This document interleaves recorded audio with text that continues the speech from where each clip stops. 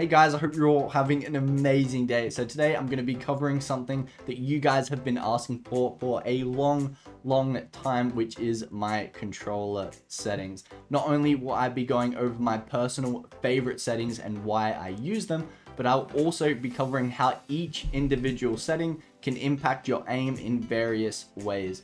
Before I get into the video, I just wanted to say a massive thank you for 3,000 subscribers and let you know that this will be our 3,000 sub special. I know you guys voted for a 24-hour Apex live stream when I put the poll up, but as you would have probably seen, I've been through a lot these last couple months and haven't been streaming. So this way, I'm still able to give a lot of you guys what you've been asking for a while and also celebrate this awesome milestone.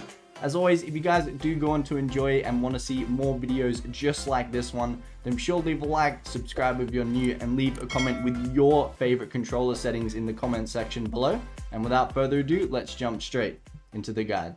First up, I'm going to go over some important gameplay settings to get you started, beginning with damage numbers. Now, I would strongly recommend stacking as it tells you exactly how much damage you've done without adding much extra visual clutter on your screen, making it easy to communicate the damage you've done to your team. The second option is floating, which shows the damage of each individual shot rather than the total damage you have dealt in a spray. Personally, I don't think you need this much information, and there is already a lot going on without the additional visual clutter. Finally, you have the option to have both at the same time, which again, I don't think is necessary, as all you need to communicate is how much damage you have done in a spray rather than the damage of individual shots. All the extra information and visual clutter can also make it difficult to quickly and concisely communicate the damage to your team, as there is a lot of information to take in, especially if you are in an intense firefight. So yeah, I would definitely recommend stacking. The next setting is jetpack control, which obviously only applies to Valkyrie, and I would recommend you put this on toggle. I mean, it isn't a game-changing setting, and you can put it on hold if you really want to, but toggle definitely makes it a lot easier to strafe back and forth to get you out of a sticky situation. Now, this next one is super important and will come in clutch quite often, and the setting that I'm referring to is taking damage closes death box or crafting menu. If you've always had this setting switched on, it is going to take a little bit of getting used to, but it is 100% worth it. Having this turned off means you can get a quick armor swap and get back in the fight without having to worry about getting kicked out of a death box. With this setting turned on, armor swapping is very difficult to do, and I would definitely recommend turning it off. Onto performance display, which, while it doesn't impact your aim or movement, is a nice little setting to see how well your game is performing and easily identify any issues with your game.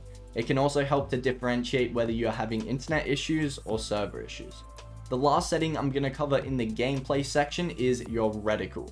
Personally, I just keep it on the default red color, but I've heard from lots of very skilled players that certain colors really help with their aim. So if this is something that you might be interested, feel free to go into the setting and change the color. Before we jump into the controller specific settings, I'm just going to quickly cover video settings, starting with field of view or FOV. Trust me, you're going to want to turn this up to 110 as it provides you with a wider field of view to spot more enemies that would usually be out of your vision, and it also helps with recoil control, which is pretty handy. I've met a few rare specimens that actually prefer the lowest FOV, but personally I would recommend that you turn this up. The second video setting is FOV ability scaling, which, for those who don't know, scales your field of view when using abilities that increase your speed, such as an Octane Stim or Bloodhound's ultimate ability. I would recommend that you turn this off, as FOV scaling can be off-putting and at times throw off your aim, especially if you are stimming frequently with Octane. This is the same reason I would recommend that you turn sprint view shake to minimal, as it will reduce FOV movement, especially for thick boys like Caustic, where your camera seems to shake more than the average character. Alright, now it's time for what you have all been waiting for, my controller settings, starting with my button layout. Now, my button layout is a bit unusual, and it is important to note that I have back bumpers on my controller assigned to jump and crouch, so that I can crouch strafe and jump strafe without having to take my thumbs off the sticks, which is pretty crucial in a firefight. There isn't really a right or wrong when it comes to the button layout, so use whatever is comfortable for you. However, if you don't have back bumpers, I definitely recommend that you bind your jump and crouch to your sticks so that you two can crouch strafe and jump strafe without having to take your aim off the target, which is super important in a game like Apex where movement is crucial. Next, I would like to quickly highlight button dead zones, which essentially determine the sensitivity of your L2, R2 buttons if you're on PlayStation, or LT, RT if you are on Xbox. This can be handy as it allows you to ADS and shoot slightly faster. However, I just keep it on default as sometimes I'll push them by accident with them being so sensitive. Onto menu cursor speed, which I think is a very important setting alongside the damage closing deathbox setting that I covered earlier in the video. You definitely don't want to have this at the lowest sensitivity as it will add an extra second or two onto your armor swaps, which could be the difference between you getting that crucial loot or dying. Now, other than this, I think it is completely personal preference, and you can have it turned all the way up if you wish to get super fast armor swaps, but I do find that having it turned all the way up increases your margin for error, as one tiny micro adjustment means you could miss the armor and grab something else by mistake. As for me, I have it roughly 3/4 of the way, but again, it completely comes down to personal preference. Alright, now on to the juicy stuff. We have response curve and sensitivity. The common comparison people draw is between classic and linear. Now, which is better? That is what I'm going to try to explain to you all now, starting with classic. The reason classic is commonly recommended to new players is because the default automatically gives you slower speeds within the fine input range of your analog stick. In English, this means that the input is more forgiving in medium to long range engagements as it takes advantage of the aim assist since it is slower. In opposition to classic, linear doesn't have the lower speeds within the fine input range, so instead of your sensitivity accelerating or decelerating depending on the range, it moves at a constant rate. In close range engagements, this gives you more control over your weapon as it allows you to respond faster to enemy movements, which consequently improves tracking. However, when it comes to long range, you are making much finer movements due to the higher input speed, meaning your weapon will be harder to control. As for which response curve is better, personally, I prefer linear because while it is difficult to get used to at first, practicing and improving upon the finer movements at all ranges means you'll be able to find much more consistency across the board when it comes to accuracy, making you overall a much more deadly player. In saying that, classic is still a very good choice, and at the end of the day, the response curve purely dictates the speed in which the game registers the movement of a player's crosshair in response to the movements of the thumbstick. And if you can practice and familiarize yourself with a certain speed, then both options are definitely viable. As for sensitivity, I would definitely recommend 4-3 as it allows you to keep up with the swift movements of enemy players without being so high that one small micro adjustment could completely throw off your aim.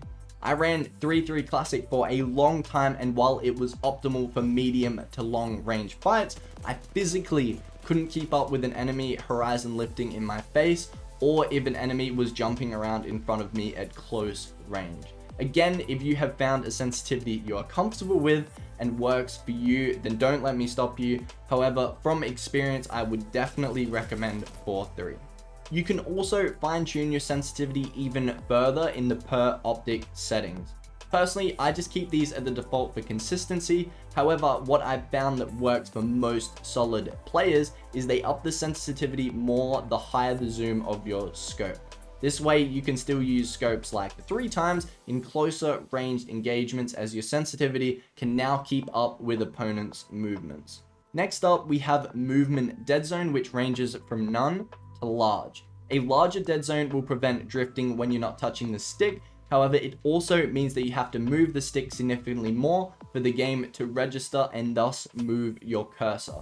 On the other hand, having no dead zone provides you with the greatest amount of control, as the slightest movement on your stick will greatly impact your aim right from the get-go, which is why you may experience some stick drift when you're not actually touching the stick because it is so sensitive.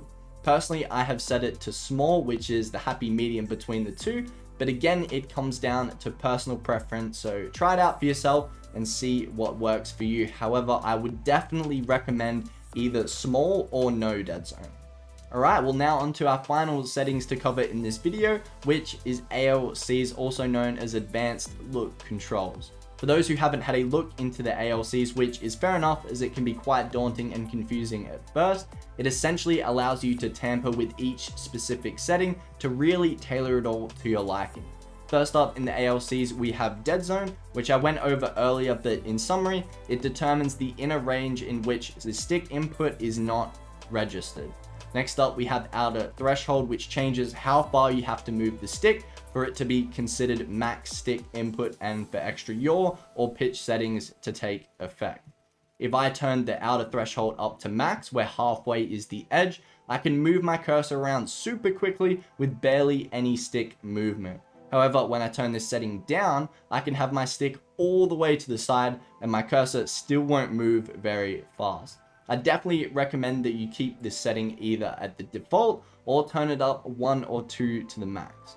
Next is another setting we went over earlier, which is the response curve that I will brush over quickly again in the ALCs. Response curve determines how sensitive the stick is across its range of input. So if I were to turn my response curve all the way down, I would be mimicking the linear response curve as it would be raw input. However, turning it up more would be moving closer towards classic as the stick becomes less sensitive with finer movements. Overall, for these 3 settings, I would definitely recommend a dead zone between 0 and 5, outer threshold from 0 to 2, and response curve between 8 and 12. Now, I'm not going to go too in depth into these last few settings, but essentially your speed is how quickly the view turns left or right, and pitch is up or down. Extra yaw and pitch impact how quickly your view turns when at maximum stick input, which I was discussing earlier during outer threshold. And personally, I wouldn't really worry too much about the other settings. Alright, well there you have it, ladies and gentlemen, our complete guide to controller settings in Apex Legends. If you guys found this video helpful, then be sure to leave a like, subscribe if you're new, and leave a comment with your favorite settings below. And thank you again so much for 3,000 subscribers. You guys are so amazing and I'm super grateful for how far we have come. Thank you all one last time for your support, and I will see you all in the next one. Take care, everybody.